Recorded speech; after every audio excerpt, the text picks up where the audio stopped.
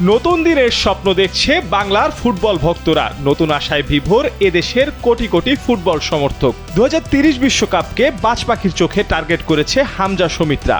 তাদের সঙ্গ দিতে প্রস্তুত এক ঝাঁক আপকামিং তরুণ তুর্কি। চলুন দেখে নেই কাদের উপর ভরসা রেখে এগিয়ে যাবার এই সোপানে প্রবেশ করতে চায় বাংলাদেশ। পাসিং, কম্পোজার কিংবা টেম্পো কন্ট্রোল, এই তিনের মেশেলে নেহান হাসান হতে যাচ্ছেন আগামী দিনের তুরুপের তাস। এর সাথে আরেক অধ্যায় লেখার অপেক্ষায় ডেকলান সুলিভান, ইতিমধ্যে যার ঝলক যুব টুর্নামেন্টে দেখেছে ভক্তরা। জীবন অবাক না করলে কে করবে? 28% মিল্ক ফ্যাটের অবাক করার সাথে ফ্রেশ মিল্ক পাউডার। জীবন অবাক করুক প্রতিদিন।